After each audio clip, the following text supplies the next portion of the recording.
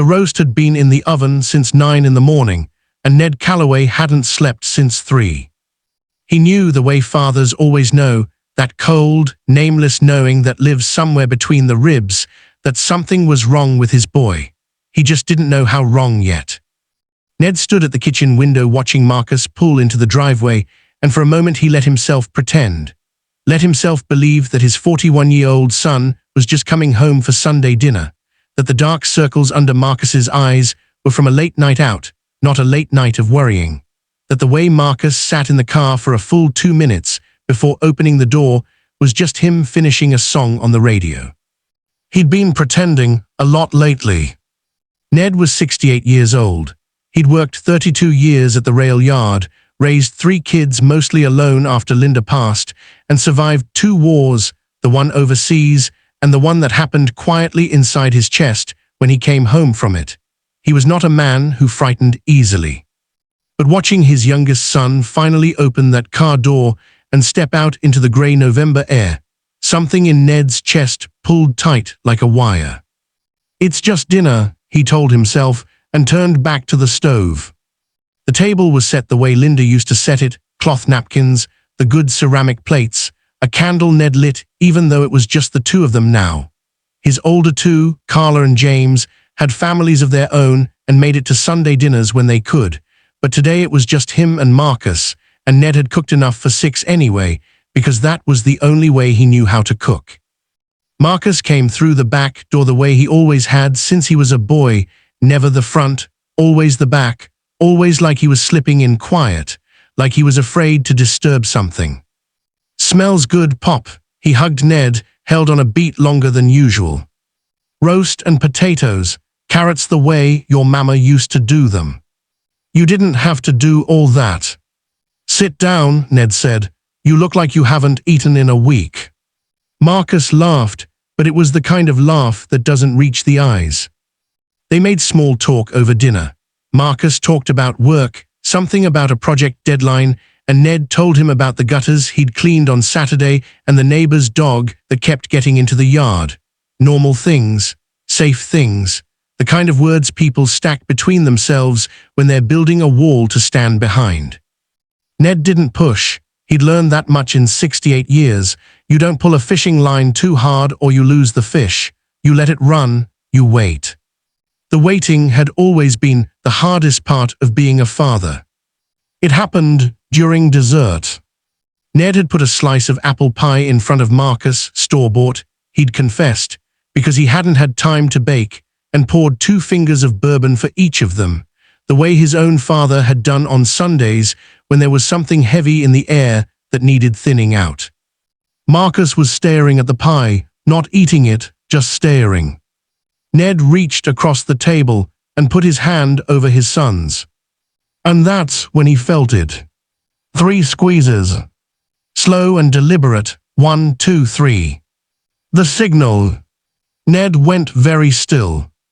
He hadn't felt those 3 squeezes in over 30 years, not since Marcus was 9 years old and they'd invented the code together.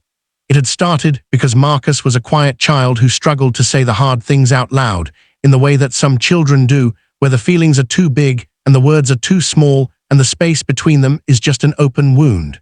So Ned had taught him the signal. 3 squeezes means you're in trouble. 3 squeezes means you need me. 3 squeezes means I'm here and I'm listening, and you don't have to say anything yet. Marcus had used it twice as a boy. Once when he was being bullied at school and couldn't find the words. Once when he was 15 and had gotten in with the wrong crowd and was in over his head and didn't know how to climb back out. Both times Ned had squeezed back, 4 times, I've got you, I've got you, I've got you, I've got you. Now sitting at the same kitchen table where Marcus had grown up, Ned felt those 3 small squeezes and something broke open in his chest, not in a painful way, exactly, but in the way a dam breaks. All that careful pretending rushing out at once. He squeezed back 4 times. Marcus looked up, his eyes were wet. I'm in debt, Pop. His voice was barely above a whisper, like he was ashamed of the volume of it. Real debt, not credit card stuff. I made some investments 2 years ago that I thought were solid and they weren't, and I borrowed against the house to cover what I lost, and then I lost that too.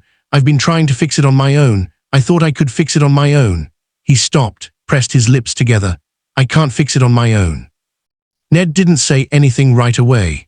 He kept his hand over Marcus's hand, and he listened the way his own father had taught him, with his whole body, with all the air out of the room, with nothing between them. "How bad?" Ned asked. Marcus told him the number. Ned breathed through it, let it sit, let it be what it was without flinching, because his son needed to see that a number, even a number that size, was not the end of the world. Numbers were just numbers. They didn't have to mean what fear wanted them to mean. "You lose the house." "Not yet, 60 days maybe." "You tell Sarah." The question landed like a stone in still water. Marcus looked away. That answered it. "Marcus, I know. Your wife has to know." "I know, Pop, I know." He covered his face with both hands. "I don't know how to tell her. I don't know how to look her in the face and say that His voice broke. "I told her I had it handled." Ned was quiet for a long moment. He looked at his son, this man who was still, in some corner of himself, that 9-year-old boy who couldn't say the hard things out loud, and he thought about every time he himself had believed he had things handled. All the times he'd been wrong. All the times someone had reached across a table and held his hand and let him be wrong without it destroying him. "You know what your mother used to say?" Ned asked. Marcus shook his head. "She used to say that the only thing worse than being in trouble is being in trouble alone." Ned leaned back in his chair. "You're not alone, son, you hear me." Marcus nodded. He was crying now, silently, the way grown men cry when they've held it too long. "First thing Monday you call Sarah, you tell her everything, not a version of everything, everything." Ned held up a hand before Marcus could protest. "She married you knowing you were a man who could make mistakes. Let her be the person she married you to be. And after that? After that we make a plan, you, me, and Sarah. We look at the numbers, we call someone who knows what they're doing. And we figure out what can be saved and what can't." Ned picked up his bourbon glass. "And whatever can't be saved, we let go. A house is a house. It's not you, it's not your family, you understand me." Marcus wiped his face with the back of his hand. "I was so ashamed to tell you." "I know. I kept thinking, you worked so hard your whole life, never asked anyone for anything, and I just—" "Stop," Ned's voice was gentle but firm. "You think I held everything together by myself all those years? You were too young to remember, but after your mama died, there were months when Carla and James basically ran this house because I couldn't get off the floor. I needed help, I asked for it." He set down his glass. "That's not weakness, Marcus. That's the whole point of having people." Silence settled between them, but it was a different kind of silence now. Lighter. The kind that comes after something heavy has finally been set down. Later, after they'd done the dishes side by side the way they always had, Ned washing, Marcus drying, they sat on the back porch with the last of the bourbon and watched the November sky go dark. The neighbor's dog barked somewhere down the street. A car passed. The porch light flickered once and held. "Hey, Pop." "Yeah."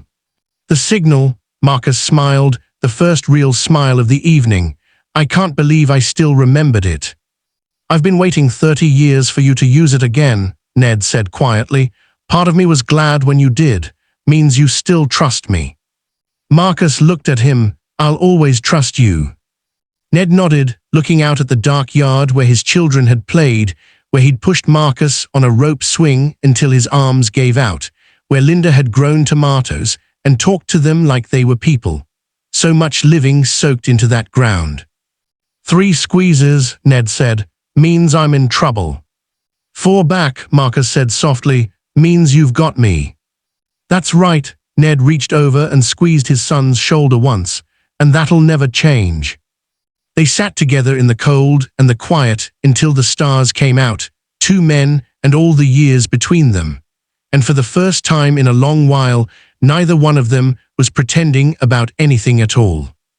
Sometimes the bravest thing a person can do is reach across a table and ask for help the only way they know how.